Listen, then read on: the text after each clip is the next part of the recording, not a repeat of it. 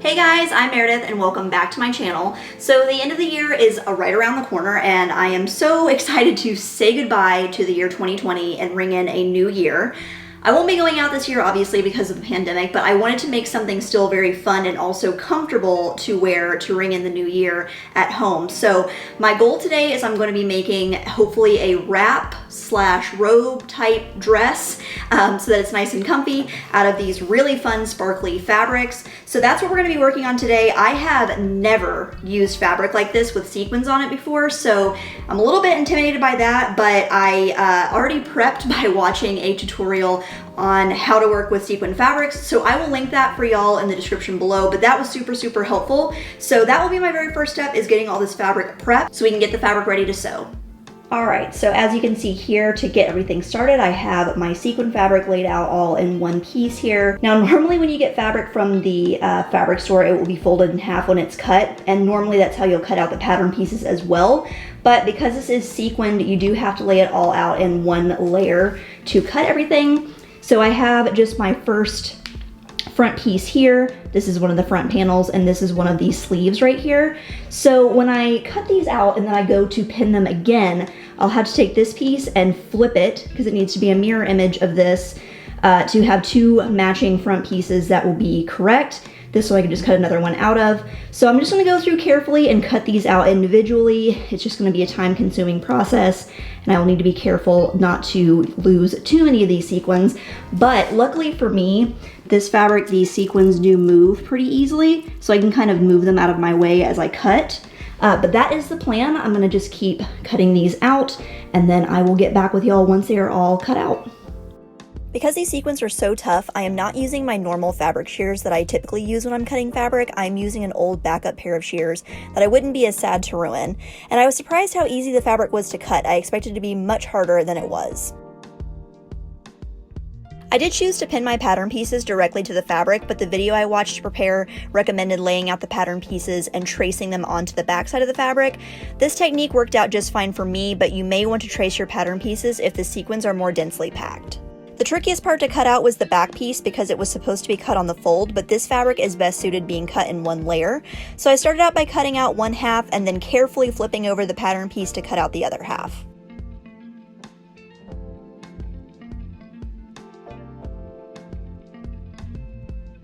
All right, so now that I have gone through and very carefully cut out all of my sequin pieces, now we can talk about what we're gonna do with the other darker pink fabric, which I have right here. So I'm intending to use that as a lining for this, and I realized when I was cutting out this fabric, I did not tell y'all what pattern I'm using for this. I am using the Very Easy Vogue V9334 pattern, so it is a little robe type thing with some pants.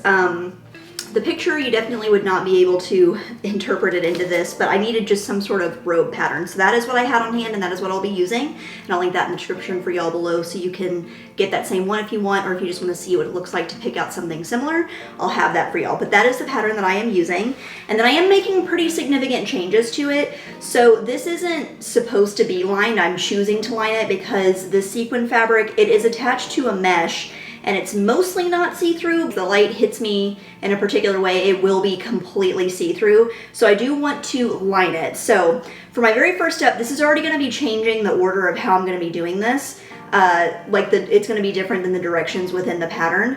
So this is technically, it has a collar to it. It's not like a very sophisticated collar like a blazer would be, but it still has a collar. So that means that it needs facing to finish the edges, but instead of doing facing, I'm going to use the lining material to create the finished edges around the front of the robe. So I went ahead and I've cut out two front pieces, a back piece, and then I am also going to be using this material for the sash. And this is where the changes are going to come in. So instead of doing the facing later on down the line, my very first step is going to be attaching the lining to the two front pieces. I want the shiny material to be underneath the sequins because this gives just a really nice shine underneath there. So I want this shiny material to be what is underneath the sequins instead of like this matte part right here. Like I want this to be the inside of the dress and this will be the underneath the sequins.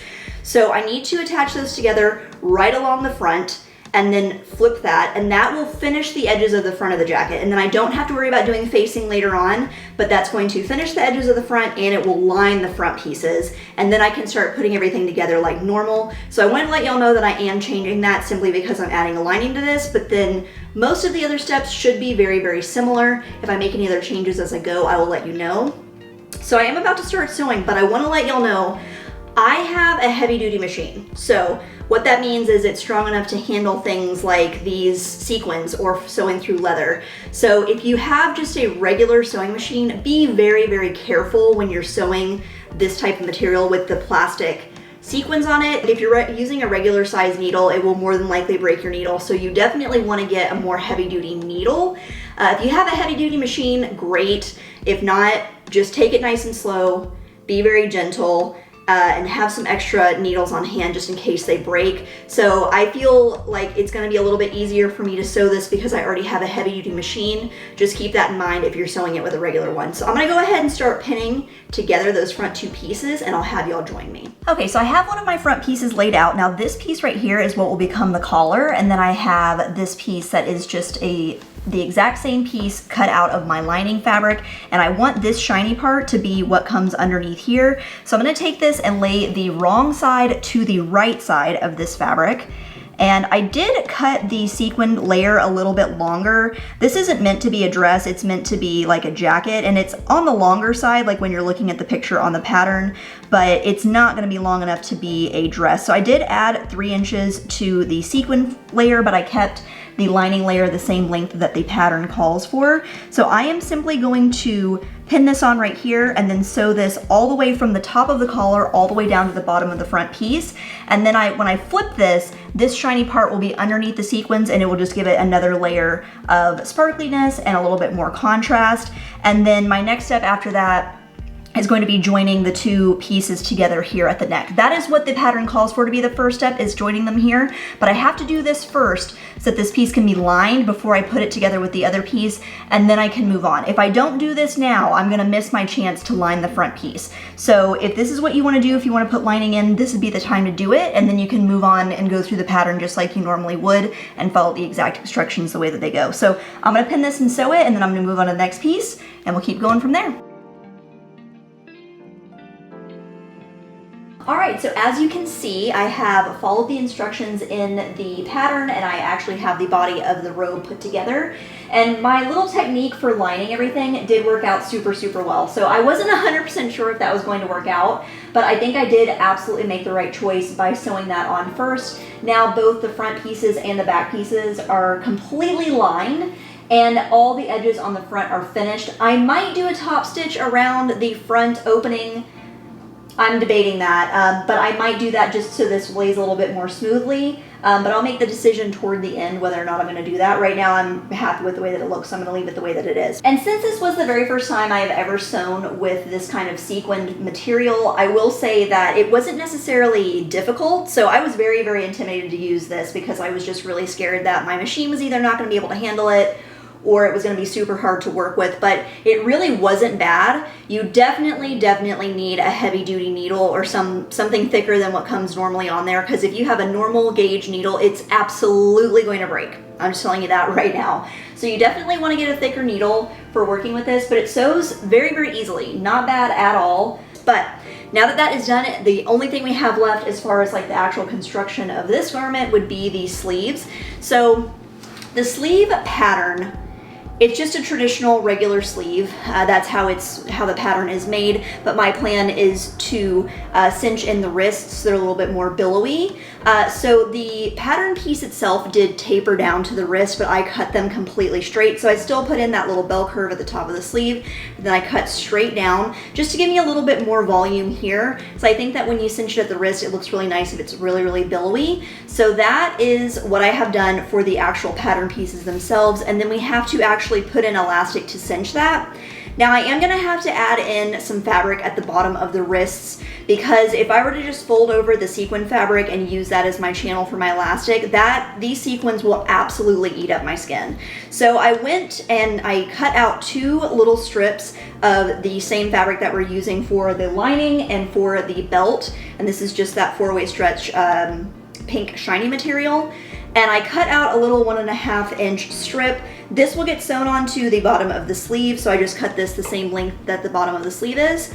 This will get sewn on, and this is what's going to create the channel for the elastic. So I am going to do that next. This is gonna get sewn on, folded over in half, and then once that is attached, I'll go ahead and close up the sleeve and then attach it to the actual robe, and then the elastic can go in. So that will be the last things that we have to do on the actual body of this, and then it's just making the tie, which is super simple. So I'm gonna go ahead and get these sleeves prepped, and then we'll get them put on. To prep the sleeves, I started by pinning the folded casing to the right side of the bottom edge of the sleeve and sewing it on with 1 straight stitch.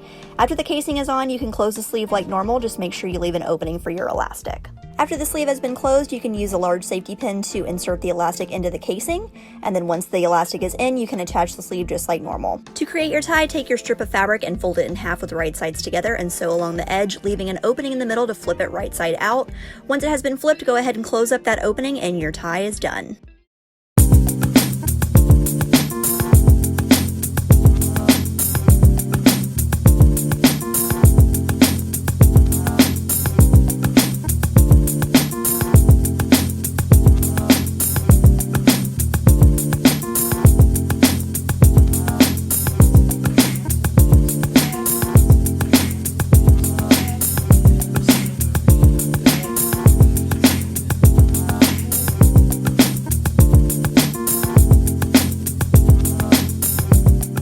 Thank you so much for checking out this video. If you liked it, please give it a thumbs up and subscribe to my channel. I do try my best to post a video every single week.